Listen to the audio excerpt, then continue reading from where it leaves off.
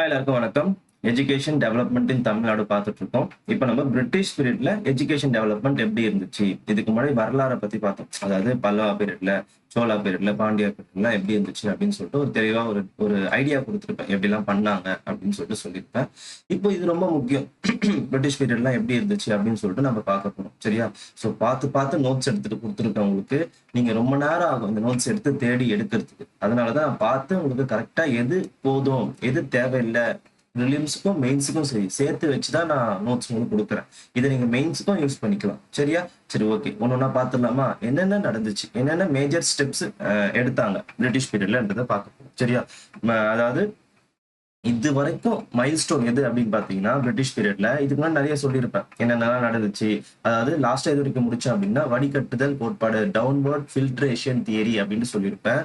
அவங்க என்ன பண்ணிருப்பாங்கன்னா அந்த 1,00,000 ஒதுக்கி இருப்பாங்கல்ல பட்டய சட்டத்துல, அந்த 1,00,000 வச்சு எந்த அளவுக்கு மிச்சம் பண்ணி கல்வியை கொடுக்கலாம், ஒரு சில பேருக்கு மட்டும் கல்வியை கொடுப்போம், அவங்க மத்தவங்களுக்கு சொல்லி தரட்டும் அப்படின்னு நினைச்சுதான் என்ன பண்ணிருப்பாங்க பிரிட்டிஷ் நினைச்சிருப்பாங்க. அப்படி கொடுக்க கூடாது. கல்வின்றது ஒரு அரசே முன்மாதிரியா இருந்து எல்லாருக்குமே கல்வி கொடுக்கணும் அப்படின்னு சொல்லிட்டு கொண்டு வந்ததுதான் இந்த சார்லஸ் வுட் டிஸ்பேட்ச். சரியா? இதுக்கு முன்னாடி எஜுகேஷன் எத்தனை பேருக்கு இருந்தது அப்படின்னு பாத்தீங்கன்னா வெரி ஃபியூ. இப்ப எதுக்கு மாறுது அப்படின்னு பாத்தீங்கன்னா எஜுகேஷன் மெனி அப்படின்ற விஷயத்துக்கு ஷிஃப்ட் ஆகுறாங்க. யாரு அப்படின்னு பாத்தீங்கன்னா பிரிட்டிஷ் ஷிஃப்ட் ஆகுறாங்க. இதுக்கு முன்னாடி எப்படி இருந்தது? ஃபியூ. எதுல? இந்த டவுன்லோட் ஃபில்ட்ரேஷன் தியரியில ஃபியூ பீப்புள்ஸ்க்கு. இப்போ என்ன பண்றாங்க? மெனி பீப்புள்ஸ்க்கு என்ன ஷிஃப்ட் ஆக ஆரம்பிக்கிறாங்க. பிரிட்டிஷ் அந்த எஜுகேஷனோட முக்கியத்துவத்தை என்ன பண்றாங்க பாத்தீங்கன்னா அதிகமா கொடுக்க ஆரம்பிக்கிறாங்க. ஸோ அதனாலதான் இதுல இருந்த நடவடிக்கைகள், இதுல இருந்த இனிஷியேட்டிவ்ஸ் எல்லாம் பார்த்து இதை சார்லஸ் வுட் டிஸ்பேட்ச் என்னவா வர்ணிக்கிறாங்க அப்படின்னு பாத்தீங்கன்னா மேக்னா கர்த்தா ஆஃப் தி இங்கிலீஷ் எஜுகேஷன். ரொம்ப முக்கியம். ஆக்சுவலா நான் ஆல்ரெடி சொல்லியிருப்பேன் சார்லஸ் வுட் யாரு அப்படின்னு பாத்தீங்கன்னா லார்ட் டல்ஹவுசியோட போர்ட் ஆஃப் கண்ட்ரோல்ல ஒரு மெம்பரா இருப்பாரு, தலைவரா இருப்பாரு. சரியா? சோ அவரு தான் என்ன பண்ணிருப்பாரு பாத்தீங்கன்னா இந்த அறிக்கையை விட்டுருப்பாரு. சரி, ஓகே. இவர் என்னெல்லாம் பண்ணாருன்றத நிறைய வாட்டி கொஸ்டின்ஸா கேட்டிருக்காங்க. நான் அப்படியே அழகா கொடுத்துருக்கேன். அதை அப்படியே ஞாபகம் வச்சுக்கோங்க என்னெல்லாம் பண்ணாரு அப்படின்னு சொல்லிட்டு. சரியா? சோ என்ன பாருங்க, இது எதனால மேக்னா கார்ட்டா ஆஃப் இங்கிலீஷ் எஜுகேஷன் சொல்றாங்க அப்படின்னு பாத்தீங்கன்னா எல்லா லெவல் ஆஃப் எஜுகேஷனும் கவர் பண்ணிருப்பாரு. சோ எல்லாருக்கும் கல்வியும் கொடுக்கணும், அதுக்கப்புறமா எந்த லெவல்ல எந்தெந்த லெவல்ல எப்படி எப்படிலாம் கல்வி கொடுக்கணும்னு சொல்லிட்டு பார்த்து சொல்லியிருப்பாரு. யாரு அப்படின்னு பாத்தீங்கன்னா சார்லஸ் வுட் சொல்லியிருப்பாரு. சரி, என்னெல்லாம் சொல்லியிருந்தாரு அப்படின்னு பாத்தீங்கன்னா எஜுகேஷன் சொன்ன பாத்தீங்கன்னா education at the all level, primary education, secondary education, higher education சொல்லிட்டு ஃபர்ஸ்ட் டைம் என்ன பண்றாரு பாத்தீங்கன்னா செக்ரிகேட் பண்ணி சொல்றாரு. என்னெல்லாம் எப்படிலாம் நீங்க கல்வி கொடுக்கணும் அப்படின்னு சொல்லிட்டு சொல்றாரு. பிரைமரி எஜுகேஷன் அதாவது தொடக்க கல்வியில எப்படி இருக்கணும், அதாவது 1 to 5 சொல்றோம் இல்லையா? தொடக்க கல்வி 1 to 5 அப்படின்னா 1 to 8 வரைக்கும் என்ன சொல்லலாம்? எலிமெண்டரி எஜுகேஷன் சொல்லலாம், பிரைமரி எஜுகேஷன் சொல்லலாம். போக போக அதை தெளிவா நான் விளக்குறேன். சரியா? சோ ஃபர்ஸ்ட் இப்போதைக்கு நான் வச்சுக்கணும் தொடக்க கல்வியில என்ன கொடுக்கணும், கல்வி லாங்குவேஜ் என்ன கொடுக்கணும் அப்படின்னு பாத்தீங்கன்னா வெர்னாகுலர்ல கொடுங்க. அதுக்கப்புறம் என்ன பண்ணுங்க பாத்தீங்கன்னா செகண்டரி எஜுகேஷன் என்ன பண்ணுங்க பாத்தீங்கன்னா வெர்னாகுலரும் இருக்கணும், அதே சமயம் ஆங்கில கல்வியும் இருக்கணும்னு சொல்லிட்டு சொல்றாரு. யூனிவர்சிட்டி அதாவது ஹையர் எஜுகேஷன் நீங்க போகும்போது என்ன சொல்றாரு பாத்தீங்கன்னா இங்கிலீஷ் மீடியம்ல கொடுங்க, அதாவது ஆங்கில மொழியில கொடுங்கன்னு சொல்லிட்டு சார்லஸ் வுட் அவர்கள் சொல்றாரு. சரியா? ஃபர்ஸ்ட் டைம் என்ன பண்றாங்க பாருங்க, இப்படி அனைத்து மட்டங்களிலும் கல்வி கொடுக்கும்போது எஜுகேஷன் என்ன பண்றாங்க மாஸ் எஜுகேஷனுக்கு ஷிஃப்ட் ஆகுறாங்கன்னு அபிஷியல் என்ன பண்றாங்க பாத்தீங்கன்னா ரெகக்னைஸ் பண்றாங்க இந்த எஜுகேஷன் சிஸ்டத்தை. சரியா? அதுக்கப்புறமா இப்பயும் ஒண்ணு இருக்கு, பொது கல்வித்துறை. இப்பயும் நம்ம பார்த்துட்டு இருக்கோம் இல்லையா? டிபிஐ. அது யார் ஆரம்பிச்சது அப்படின்னு பாத்தீங்கன்னா சார்லஸ் வுட் டிஸ்பேட்சோட அறிக்கையோட பரிந்துரையால தான் ஸ்டார்ட் பண்ணுது. சரி, ஓகே. இவ்வளவு ஸ்கூல்ஸ் நான் பிரிச்சு கொடுத்துருக்கேன், இதை கண்காணிக்கணும் இல்லையா? அதுக்காக நான் என்ன பண்ண போறேன் அப்படின்னு பாத்தீங்கன்னா பொது கல்வித்துறை அப்படின்னு சொல்லிட்டு நான் ஸ்டார்ட் பண்ண போறேன் அப்படின்னு சொல்லிட்டு அறிக்கை விட்டுறாரு. Department of public instruction. எதுக்காக? பள்ளிகளை மேற்பார்வையிடுதல், கொள்கையை செயல்படுத்துறது. இது 2 காரியங்களுக்காக இந்த டிபிஐ செயல்படுத்துறாங்க. இப்ப நிறைய விஷயங்கள் டிபிஐ பண்ணிட்டு இருக்காங்க. சரியா? ஓகே. அடுத்தது வேற என்னெல்லாம் பண்றாரு? இது ரொம்ப ரொம்ப முக்கியமான ஒரு இனிஷியேட்டிவ். என்ன பாத்தீங்கன்னா அதாவது யூனிவர்சிட்டி ஆஃப் லண்டன் இருக்கு இல்லையா? யூனிவர்சிட்டி ஆஃப் லண்டன் அதனுடைய மாடல்ல 3 யூனிவர்சிட்டியில இந்த 3 மாகாணங்கள்ல ஸ்டார்ட் பண்ணாரு. அதாவது பாம்பே, கல்கத்தா, மெட்ராஸ். இந்த 3 இடங்கள்ல 3 யூனிவர்சிட்டி ஸ்டார்ட் பண்ணாங்க. எந்த மாடல்ல பாத்தீங்கன்னா லண்டன் மாடல். சரியா? யூனிவர்சிட்டி ஆஃப் லண்டனுடைய மாடல் படி என்ன பண்ணுவார் பாத்தீங்கன்னா 3 யூனிவர்சிட்டியை ஸ்டார்ட் பண்ணுவாரு. அப்புறம் ஒரு புது விஷயத்த ஸ்டார்ட் பண்ணுவாங்க. சரியா? அதாவது என்ன பண்ணணும்? இப்ப நெறைய ஸ்கூல்ஸ் ஸ்டார்ட் பண்ண போறீங்க. அதுக்கு என்ன தேவை அப்படின்னு பார்த்தீங்கன்னா, காசு தேவை. கரெக்ட் தானே? அப்ப என்ன பண்ணணும்னா, அரசே முன் வந்து என்ன பண்ணணும் பார்த்தீங்கன்னா, தனியார் பள்ளிகளுக்கு, இந்த கிறிஸ்டியன் மிஷனரிஸ் அலோ பண்ணியிருப்பாங்க இல்லையா? அவங்க நெறைய ஸ்கூல் ஸ்டார்ட் பண்ணியிருப்பாங்க, எஜுகேஷன் சொல்லி தரதுக்கு. அவங்களும் என்ன பண்ணணும் பார்த்தீங்கன்னா, நீங்க ஃபண்ட் ஒதுக்கணும்.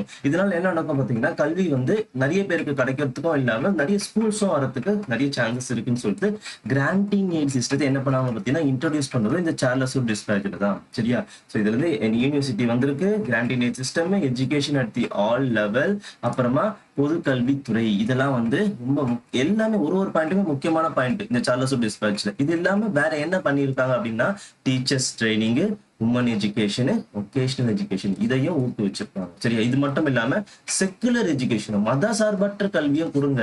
அதுவும் ரொம்ப இம்பார்ட்டன்டான பாயிண்ட் இவங்களுடைய இனிஷியேட்டிவ்ஸ். சரியா?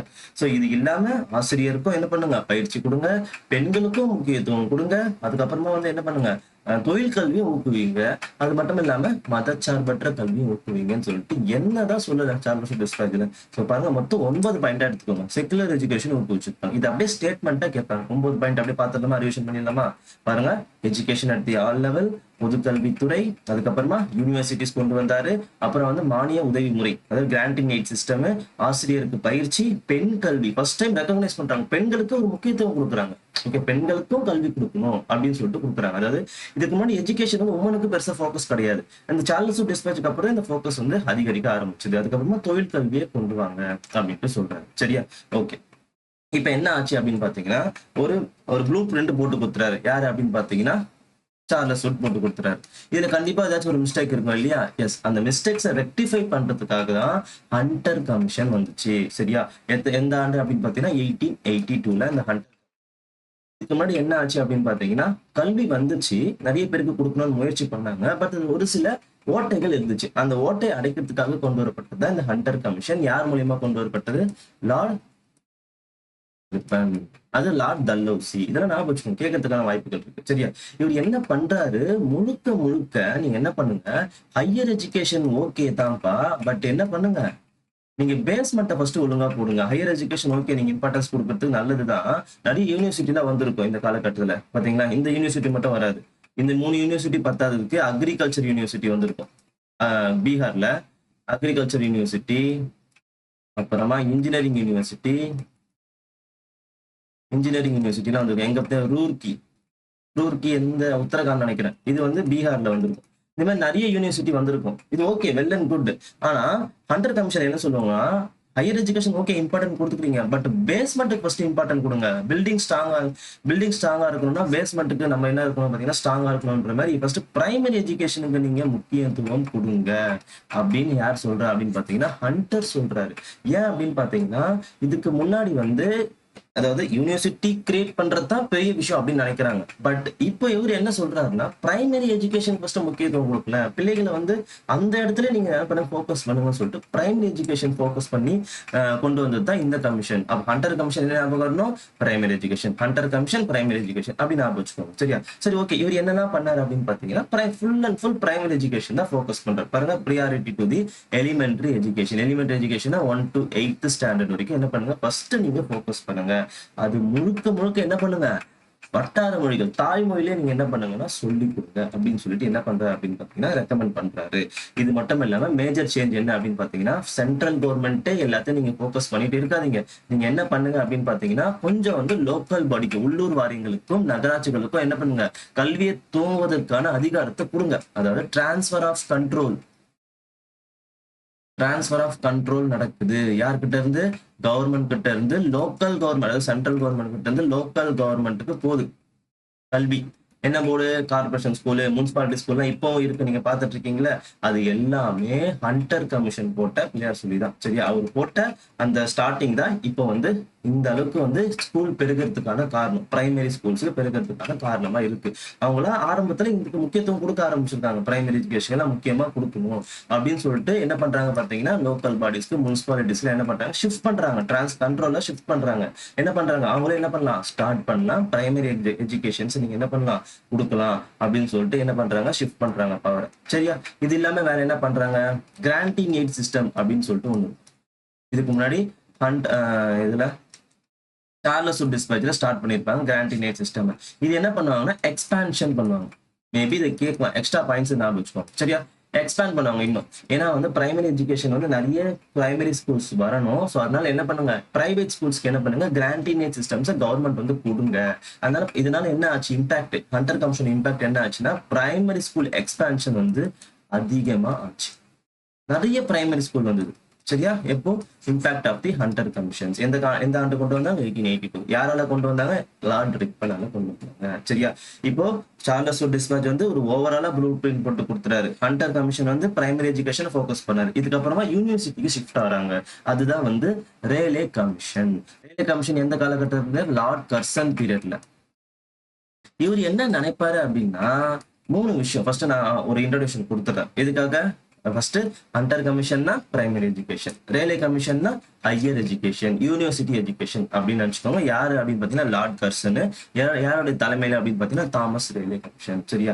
3 விஷயங்களுக்காக இது போடப்பட்டிருக்கும். பாருங்க, ஹையர் எஜுகேஷன், யூனிவர்சிட்டி எஜுகேஷன், கவர்மெண்டோடைய கண்ட்ரோல் இருக்கணும். ஏன் கவர்மெண்டோடைய கண்ட்ரோல் இருக்கணும்னு நினைச்சாரு தெரியுமா லார்ட் கர்சன்? ஃபர்ஸ்ட் நல்லா கவனிச்சுக்கோங்க. யூனிவர்சிட்டி வந்து அந்த காலகட்டங்களில் சுதேசி இயக்கம்லாம் பாப்புலர் ஆகக்கூடிய காலகட்டம். கரெக்டா? அந்த எப்படி பாப்புலர் ஆச்சுன்னா, அதிகப்படியான மாணவர்கள் அதுல பங்கேற்றாங்க.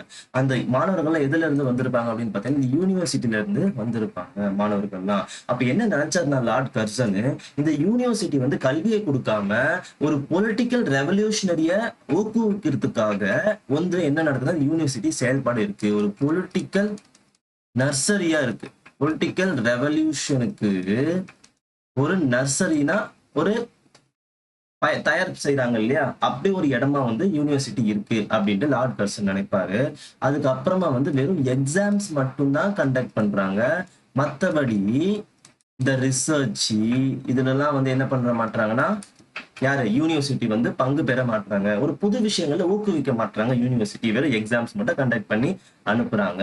அதுக்கப்புறம் வந்தா ஸ்டூடெண்ட்ஸ் வந்து என்ன பண்றாங்க அப்படின்னு பாத்தீங்கன்னா, யூனிவர்சிட்டி வந்து வெறும் டிகிரிக்காக மட்டும்தான் பயன்படுத்துறாங்க. மற்றபடி எதுக்காகவும் என்ன பண்றாங்க, அறிவை பெருக்கிறது கிடையாது. நாலேஜை வந்து என்ன பண்றாங்க அப்படின்னு பாத்தீங்கன்னா, வளர்த்த வந்து என்ன பண்ற மாட்டாங்க, நினைக்க மாட்டாங்க. வெறும் டிகிரி மட்டும் எடுக்கணும், டிகிரி மட்டும் தான் அதிகமாகிறது தவிர அவங்களுக்கான நாலேஜ் வந்து கிடைக்க மாட்டேங்குது. சரியான அறிவு. ஓகே, டிகிரி வாங்கிடுறாங்க, அதை பத்தி கேட்கும்போது அவங்களுக்கு சரியான அறிவு கிடைக்க மாட்டேங்குது. இந்த 3 விஷயங்களுக்காக மட்டும்தான் இந்த ரேலே கமிஷனை கொண்டு வராரு. ஃபர்ஸ்ட் ரீசன் என்ன, இந்த யூனிவர்சிட்டி வந்து ஒரு பொலிட்டிக்கல் ரெவல்யூஷனரிக்கு ஊக்குவிக்கிறதா இருக்குது.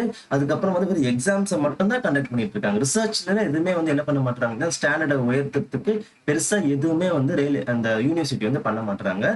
தென் ஸ்டூடெண்ட்ஸ் வந்து வெறும் டிகிரிக்காக மட்டும்தான் அந்த யூனிவர்சிட்டியை தேடி போறாங்களே தவிர யூனிவர்சிட்டியை பெருசா எதுவுமே அவங்க கத்துக்க மாட்டாங்க. இந்த 2 விஷயத்துக்காக தான் ஒரு சில இனிஷியேட்டிவ்ஸை கொண்டு வர்றாரு. என்ன இனிஷியேட்டிவ்ஸ் கொண்டு வந்திருக்காரு? யூனிவர்சிட்டிஸ்ல ரிஃபார்ம்ஸை கொண்டு வந்திருக்காரு. நிறைய காலேஜஸ் என்ன பண்ண மாட்டாங்க, கொண்டு வரக்கூடாது, இணைந்த கல்லூரிகளை கட்டுப்படுத்துறாங்க. நிறைய அஃபிலியேட்டட் காலேஜஸ் வர ஆரம்பிச்சிருச்சு. அதனால என்ன பண்றாங்க, அதுக்கு ஒரு செக் வைக்கிறாங்க ரேலே கமிஷன். சரியா? அதுக்கப்புறம் முக்கியமா வந்து நான் சொன்னேன் இல்லையா, பொலிட்டிக்கல் ரெவல்யூஷனரி இருக்கு. அதாவது நிறைய பேர் என்ன பண்றாங்கன்னா, யூனிவர்சிட்டியில படிச்சவங்க வந்து நிறைய பேர் போய் என்ன பண்றாங்க, அரசுக்கு எதிராக செயல்படுறாங்கன்னு சொல்லிட்டு லார்ட் கர்சன் நினைக்கிறதுனால கவர்மெண்ட் கண்ட்ரோல் அதிகமாகுது. என்ன கண்ட்ரோல், எப்படி ஏன் கவர்மெண்ட் கண்ட்ரோல் அதிகரிக்கிறாங்க அப்படின்னு பாத்தீங்கன்னா, கவர்மெண்ட்ல யூனிவர்சிட்டி தலைவர்கள் என்ன பண்றாங்க பாத்தீங்கன்னா, அவங்களுக்கு ஏத்தவர்கள் போல என்ன பண்றாங்க பாத்தீங்கன்னா, அப்பாயின்மெண்ட் பண்ண ஸ்டார்ட் பண்றாங்க கவர்மெண்ட். அந்த கவர்மெண்ட் கண்ட்ரோல் இன்க்ரீஸ் பண்ணதுக்கு அப்புறம், அதாவது புரியுது என்ன சொல்ல வரேன்ட்டு, கவர்மெண்ட் கண்ட்ரோல் இன்க்ரீஸ் ஆனதுக்கு அப்புறம் அவங்களுடைய அப்பாயின்மெண்ட்ஸ் எல்லாமே, அதாவது யூனிவர்சிட்டியோட தலைவருக்கு வந்து செனேட்னு சொல்லுவாங்க. அப்பெல்லாம் அந்த செனேட் எல்லாம் என்ன பண்றாங்க பாத்தீங்கன்னா, கவர்மெண்ட் அதாவது பிரிட்டிஷுடைய ஆட்களை அப்பாயின்ட் பண்ண ஆரம்பிக்கிறாங்க. இந்த 2வது பாயிண்ட்ல அது தெரிஞ்சுக்கணும். அதுக்கப்புறம் பாருங்க, reduce the autonomy of the university. தன்னாச்சா நீ இயங்காத, சுயாச்சா நீ இயங்காத, நான் என்ன பண்றேன் உன்னை கண்ட்ரோல் பண்றேன், உன் இஷ்டத்துக்கு நீ ஆடாத அப்படின்ற மாதிரி என்ன பண்றாங்க பாத்தீங்கன்னா, கவர்மெண்ட் வந்து கண்ட்ரோல் பண்ண ஆரம்பிக்கிறாங்க.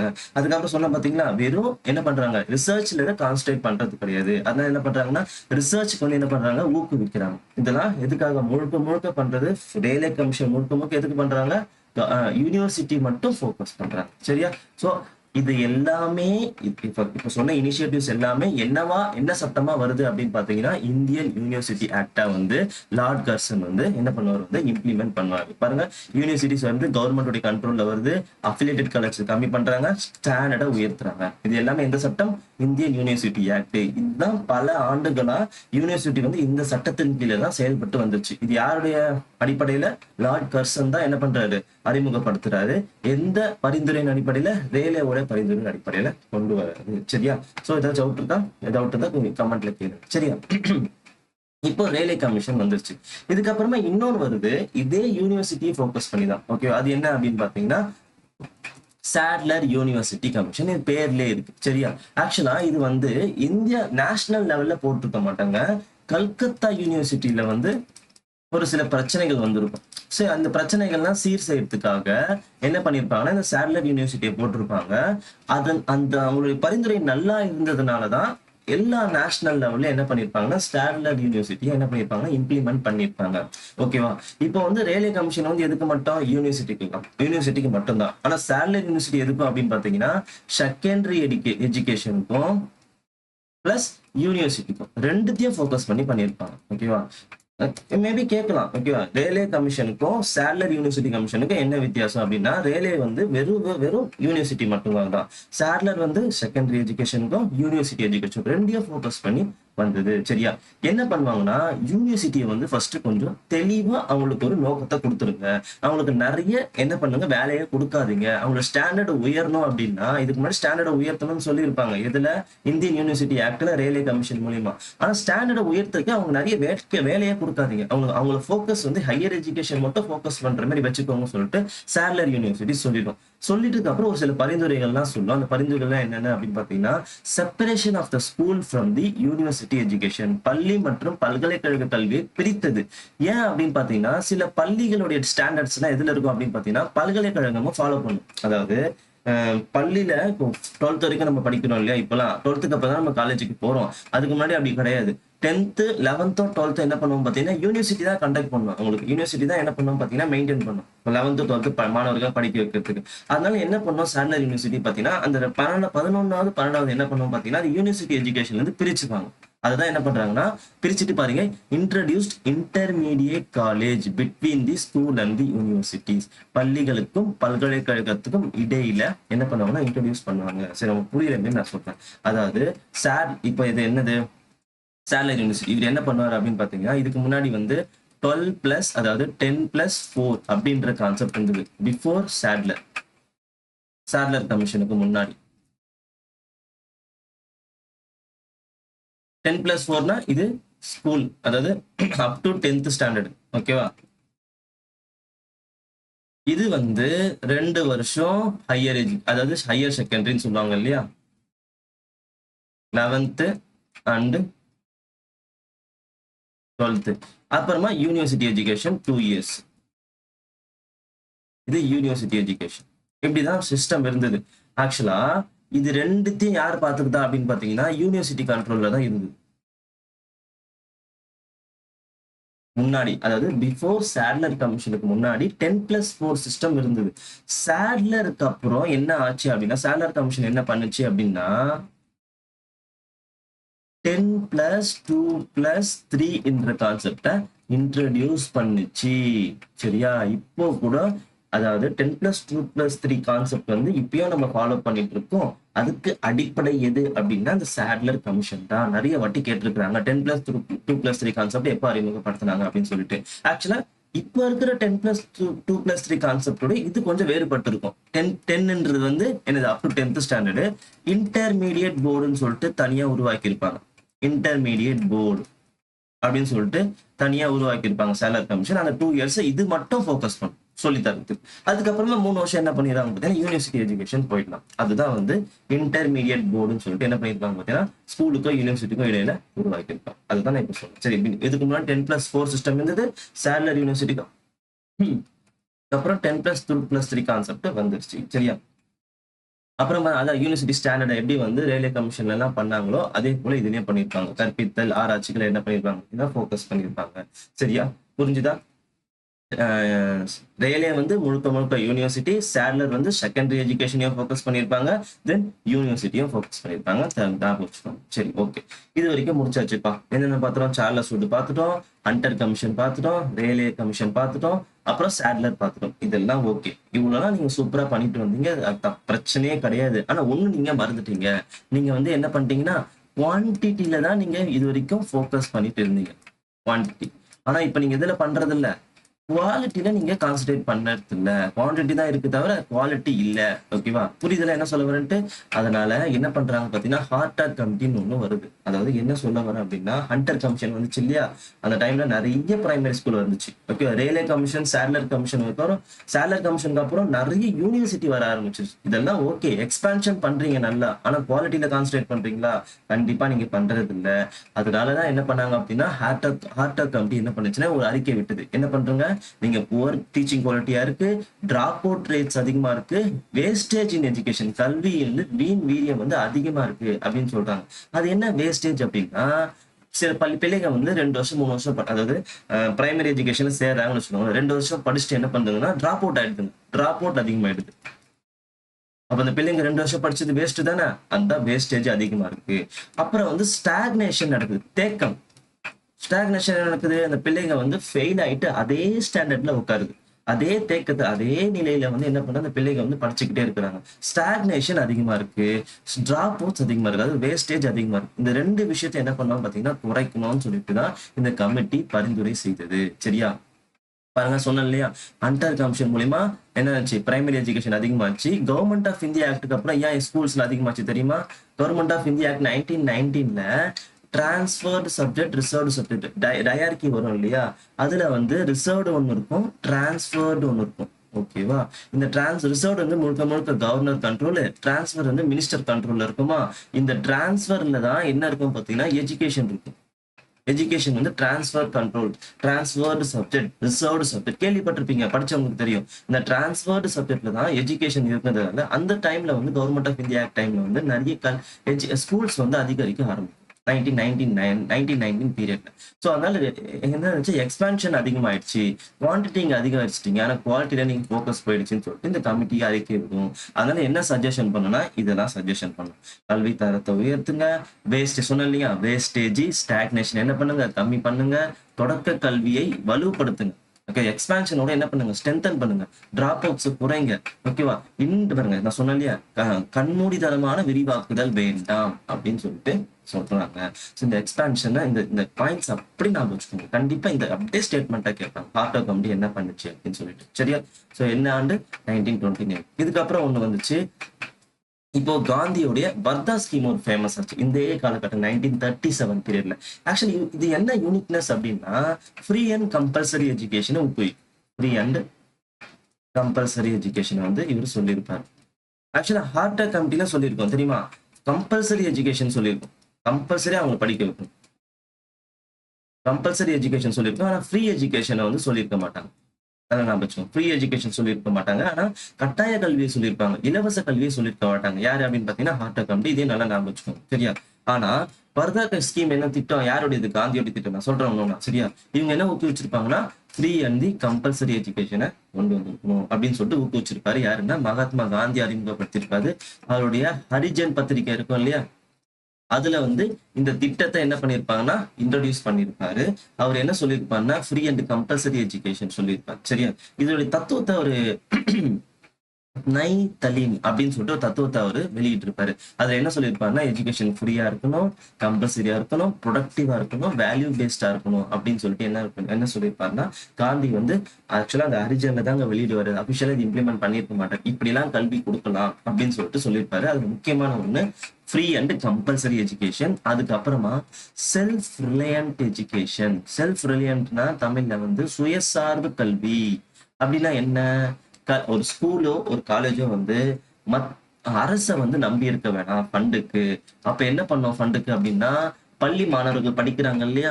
அவங்களே என்ன பண்ணுவாங்கன்னா இன்கம் ஜெனரேட்டரா இருக்கணும். அவங்களே வந்து என்ன பண்ணணும் பாத்தீங்கன்னா, பணம் சம்பாரிச்சு கல்விக்கு உதவிகரமா இருக்கணும் அப்படின்னு சொல்லிட்டு இந்த ஸ்கீம் வந்து காந்தி வந்து முன்மொழிஞ்சிருப்பாரு. சரியா?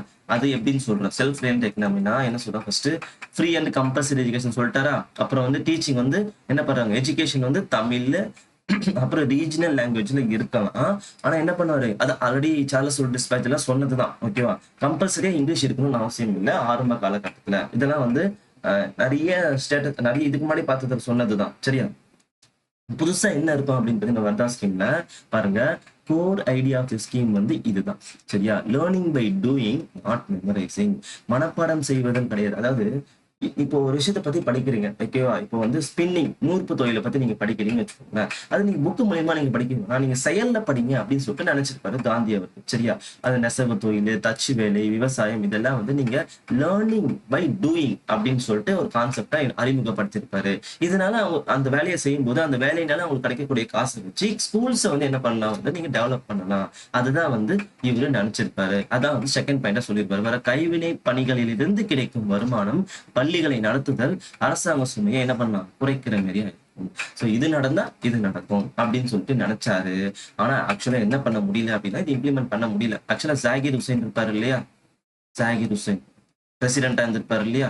அவர் தான் வந்து இவருடைய திட்டத்தை வந்து ஃபுல் சிலபஸா போட்டு வச்சிருப்பாரு 1937ல. யாரு? ஜாகிர் ஹுசைன் அவர்கள். சரியா? அப்ப என்ன பண்ணுவாரு அப்படின்னு பாத்தீங்கன்னா 1939ல என்ன நடக்கும்? வேர்ல்டு வார் 2 நடந்ததால இதை இம்ப்ளிமெண்ட் பண்ண முடியாது. ஜாகிர் ஹுசைன் கமிட்டில இவருடைய பரிந்துரை, அதாவது வர்தாஸ் திட்டத்தினுடைய பரிந்துரையை தான் இம்ப்ளிமெண்ட் பண்ணலான்னு போயிருப்பாங்க. ஆனா வேர்ல்டு வார் வந்ததால காங்கிரஸ் ரீசைன் பண்ணிடுவாங்க இல்லையா? அதனால இம்ப்ளிமெண்ட் பண்ண முடியாது. சரியா? ஆக்சுவலா இது எல்லாமே எதிர்ப்பு வரும். சில பிள்ளைகளோட பெற்றோர்கள் என்ன நினைப்பாங்கன்னா இது வந்து என்ன நடக்கும் பாத்தீங்கன்னா தொழில் கல்வி ஊக்குவிக்கிறதா இருக்கு முழுக்க முழுக்க ஒகேஷனல் எஜுகேஷன் தான் போயிட்டு தவிர பிள்ளைங்களோட நாலேஜ்ல வந்து ஃபோக்கஸ் இல்லை அப்படின்னு சொல்லிட்டு இந்த வர்தா திட்டத்தை வர்ணிப்பாங்க. ஒரு பக்கம் நல்லதா இருந்தாலும் ஒரு பக்கம் நிறைய பேர் வர்ணிக்கவும் செய்வாங்க இந்த திட்டத்தை. சரியா? அடுத்தது லாஸ்டா என்ன அப்படின்னு பாத்தீங்கன்னா 1944ல சர்ஜன்ட் கமிஷன் திட்டம் வந்தது எல்லாம். ஓகே, ஒரு ஐடியா வந்து கொடுத்துக்கிட்டே இருப்பாங்க. ஒரு கம்ப்ளீட் செட் ஆஃப் ஐடியா வந்து மாடர்ன் எஜுகேஷனுக்கு போட்டு கொடுத்தது இண்டிபெண்டன்ஸ்க்கு அப்புறம் எது அப்படின்னு பாத்தீங்கன்னா இந்த சர்ஜன் திட்டம். சரியா? இதுல என்ன பண்ணிருப்பாரு அப்படின்னு பாத்தீங்கன்னா first important universal elementary education 6 to 14 1 to 8th standard வரைக்கும் ஃப்ரீ கம்பல்சரி எஜுகேஷனை கொண்டு வரணும். இதன் அடிப்படையில தான் ஆர்டிகல் 21A வந்திருக்கும் 86th அமெண்ட்மெண்ட் ஆக்ட். சரியா? நல்ல ஞாபகம் இருக்கும்னு நினைக்கிறேன். இதெல்லாம் சர்ஜன் கமிஷன் நிறைய படிச்சிருப்பீங்க நீங்க. அதெல்லாம் வந்து புரியுற மாரி நோட்ஸ் எடுத்து படிச்சுக்கோங்க. இப்படிதான் உங்க நோட்ஸ் இருக்கும். சரியா? அப்புறம் ஒன்னு இன்ட்ரோடியூஸ் பண்றாங்க முன் தொடக்க கல்வி ப்ரீ பிரைமரி எஜுகேஷன். அதாவது பிளே ஸ்கூல்ல அனுப்புறாங்களே கிண்டர் கார்டன் ஸ்கூலு, அதை அறிமுகப்படுத்திருப்பாரு. யாரு அப்படின்னு பாத்தீங்கன்னா சர்ஜன் கமிஷன். சரியா? இது 2 பாயிண்ட் ரொம்ப முக்கியம். ஃப்ரீ அண்ட் கம்பல்சரி எஜுகேஷன், அதுக்கப்புறமா ப்ரீ பிரைமரி எஜுகேஷன். சரி, ரொம்ப ரொம்ப முக்கியம். ஓகே, அதுக்கு அடுத்தது வந்து என்ன பண்ணிருப்பாங்க டீச் டெக். இதெல்லாம் ஆல்ரெடி மத்த கமிஷன்ல சொன்னதுதான் இதுலயும் சொல்லியிருப்பாரு. Okay, technical and vocational education, டெக்னாலஜியல் டெவலப்மெண்ட் வரணும்ன்றதுக்கு டெக்னிக்கல் எஜுகேஷன் போங்க, வொகேஷனல் எஜுகேஷன் கொடுங்க. ஸ்டூடெண்ட்ஸோட ஹெல்த்தும் ரொம்ப முக்கியம். அதனால இந்த 2 விஷயம் சொல்லியிருப்பாங்க. மெடிக்கல் செக் கொடுங்க, மிட் டே மீல்ஸ் மதிய உணவு திட்டத்தையும் என்ன பண்ணிருப்பாங்க பாத்தீங்கன்னா அறிமுகம் படுத்திருப்பாரு. ஆக்சுவலா வந்து இம்ப்ளிமெண்ட் அந்த அளவுக்கு மேஜரா போயிருக்காது. போக போக தான் ஒரு சில இடங்கள்ல என்ன பண்ணாங்க பாத்தீங்கன்னா இதை அறிமுகப்படுத்துவாங்க. இந்த மிட் டே மீல் ஸ்கீமை பத்தி நான் தனியா பேசுறேன் முழுசா. சரியா? அப்புறம் வந்து சைல்டு ஹெல்த்தை ஃபோக்கஸ் பண்ணுன்றதுக்காக என்ன பண்ணாங்க பிசிக்கலியாவும் மென்டலியாவும் என்ன பண்ணாங்க ஹேண்டிகேப்பா இருக்கிறவங்களுக்கும் டிசபிள்டு அவங்களுக்கும் என்ன பண்ணாங்க பாத்தீங்கன்னா எஜுகேஷனை ஃபோக்கஸ் பண்ணுங்க அப்படின்னு சொல்லிட்டு இவரு சொல்லியிருப்பாரு. சர்ஜன்ட் அவர்கள் சொல்லியிருப்பாரு. ஆக்சுவலா இவரோட எய்ம் என்ன அப்படின்னு பாத்தீங்கன்னா 100% லிட்ரேசி அடையணும். அதுக்கு என்ன திட்டத்தை போட்டிருப்பாங்கன்னா 40 இயர்ஸ் ப்ளூ பிரிண்ட் போட்டு கொடுத்திருப்பாரு. 40 அதாவது இந்தியா அடுத்த 40 வருடங்கள்ல 100% லிட்ரேச்சர் அடையறதுக்கு ஒரு ப்ளூ பிரிண்ட் மாதிரி ஒரு போட்டு தருவாரு. ஆக்சுவலா 40 இயர் வருஷம்ன்றது மிக லாங்கா இருக்கு அப்படின்னு சொல்லிட்டு இந்த சர்ஜன் திட்டத்தையும் வர்ணிச்சிருப்பாங்க. நிறைய பேர் ரொம்ப பெருசா இருக்கு, ஆக்சுவலி இது வந்து நம்ம ஃபாலோ பண்றது ரொம்ப கஷ்டம்னு சொல்லிட்டு மேஜர் லெவலா இதை இம்ப்ளிமெண்ட் பண்ண மாட்டாங்க. சரியா? அதுக்கப்புறம் ஆஃப்டர் இண்டிபெண்டன்ஸ் நிறைய திட்டங்கள் வந்து இந்தியா லெவல்ல கொண்டு வராங்க. ராதாகிருஷ்ணன் கமிஷன், கோத்தாரி கமிஷன்ஸ் நம்ம வந்து இண்டிபெண்டன்ஸ்க்கு அப்புறமா நிறைய கொண்டு வருவாங்க. அதுல நிறைய சேஞ்சஸ் நடக்கும், கல்வி முறைகள் மாறி இருக்கும். சரியா? சர்ஜன்ஸ் கமிஷன் வந்து அதே தான், இவங்க ஒரு அடிப்படை மாடர்ன் எஜுகேஷன் நவீன கல்விக்கு ஒரு அடிப்படையா விளங்குனது. கடைசியா இண்டிபெண்டன்ஸ்க்கு முன்னாடி போடப்பட்டது எது அப்படின்னு பாத்தீங்கன்னா இந்த சர்ஜன் திட்டம். சரியா? ஓகே, புரிஞ்சுதுங்களா? ஸோ இந்த சர்ஜன் கமிஷன்ஸை எதுக்கு என்னென்ன பார்த்தோம் அப்படின்னு பாத்தீங்கன்னா அப்படியே ஒரு டேப்லெட் கலமா உங்களுக்கு காட்டுற பாருங்க. ஃபர்ஸ்ட் என்ன பார்த்தோம்? சார்ட்டர் ஆக்ட் பார்த்தோம் 1813ல. அது என்ன ஆச்சு அப்படின்னு பார்த்தீங்கன்னா 1 லட்சத்தை ஒதுக்கி மாநில அதாவது அரசினுடைய பங்கு வந்து அதிகரிக்க ஆரம்பிச்சது. மெக்கலேயோட 1835 ஆக்ட்ல இங்கிலீஷ் எஜுகேஷன் இன்க்ரீஸ் ஆச்சு. அதாவது இங்கிலீஷ் எஜுகேஷன் ஆக்ட் கொண்டு வந்திருப்பாரு இல்லையா? இதுக்கு இன்பிட்டில் என்ன நடக்கும்? டவுன்லோட் ஃபில்ட்ரேஷன் தேரி அறிமுகப்படுத்திருப்பாங்க. அதை அபோலிஷ் பண்ணது, டவுன்லோட் ஃபில்ட்ரேஷன் தேரி வேணான்னு சொல்லிட்டு அபோலிஷ் பண்ணிட்டு ஒரு மாடர்ன் எஜுகேஷன் ப்ளூ பிரிண்ட் போட்டது இதுதான். அதை வந்து இண்டிபெண்டன்ஸ்க்கு அப்புறமா கொண்டு வந்து கொடுத்தது எது அப்படின்னு பாத்தீங்கன்னா சர்ஜன் திட்டம். சரியா? 1854ல கொண்டு வந்திருப்பாரு. நம்ம பார்த்தோம் என்னென்ன இனிஷியேட்டிவ்லாம் பார்த்தோம். பிரைமரி எஜுகேஷன் ஃபோக்கஸ் பண்ணது எது அப்படின்னு பார்த்தீங்கன்னா ஹையர் எஜுகேஷன் போட்டோம்னா சாரி பிரைமரி எஜுகேஷன் மாத்தி போட்டோம். சரியா? தொடக்க கல்வி சரியா? Hunter education. Okay, Raleigh commission வந்து யூனிவர்சிட்டி ரிஃபார்ம்ஸ் தான் ஆல்ரெடி நம்ம சொன்னதுதான். ஓகே, சாட்லர் வந்து செகண்டரியும் ஃபோக்கஸ் பண்ணோம், அதாவது யூனிவர்சிட்டியும் ஃபோக்கஸ் பண்ணோம். அதாவது 10+2+3 கான்செப்ட் அப்படின்ட்டு சொல்லியிருப்போனா. அடுத்தது ஹார்டாக் குழு வந்து குவாலிட்டி எஜுகேஷன், தரமான கல்வியை கொடு. வர்தா வந்து basic education, free and compulsory சொல்லியிருப்பாரா. அப்புறம் வந்து செல்ஃப் ரிலையன்ட் எஜுகேஷன், சுயசார்பு கல்வியை கொண்டு வாருன்னு சொல்லிட்டு வர்தா ஸ்கீம்ல கொண்டு வந்திருப்பாங்க. இது இம்ப்ளிமெண்ட் பண்ணியிருக்க மாட்டாங்க. அப்புறம் சர்ஜன் திட்டம் 1944 யூனிவர்சல் எஜுகேஷன் சொன்னா 40 இயருக்கு வந்து என்ன பண்ணுங்க அப்படின்னா ப்ளூ பிரிண்ட போட்டு கொடுத்துருப்பாரு. ஆனா என்ன பண்ண இருக்க மாட்டாங்கன்னா நிறைவேற்றிருக்க முடியாது. சரியா? சரி, ஓகே. மொத்தம் இத்தனையும் பிரிட்டிஷ் பீரியட் நம்ம பார்த்தாச்சு. அப்படி அழகா உங்க நோட்ஸா கொடுத்துருக்கோம். ஒரு 5 நிமிஷம் தான் ஆகும். இந்த வீடியோ பார்த்துட்டு ஒரு 5 நிமிஷம் நீங்க ரிவிஷன் பண்ணீங்கன்னா போதும், ஃபுல்லா நீங்க படிச்சிடலாம். இது போக வேற என்ன பார்க்க போறோம் அடுத்த பார்ட்ல அப்படின்னு பாத்தீங்கன்னா, ஜஸ்டிஸ் பார்ட்டி என்ன பண்ணாங்க கல்விக்குன்றதை நம்ம ஸ்பெசிஃபிக்கா பார்க்க போறோம். சரியா? அப்புறம் அதுக்கப்புறமா இண்டிபெண்டன்ஸ்க்கு அப்புறம் என்ன பார்க்கணும் அப்படின்னு சொல்லிட்டு நம்ம கண்டினியூ பண்ணிக்கலாம். சரியா? இதுக்கப்புறம் ஏதாவது டவுட் இருந்தா கேளுங்க, கமெண்ட் பண்ணுங்க. Thank you, by. நெக்ஸ்ட் பார்ட்ல சந்திப்போம்.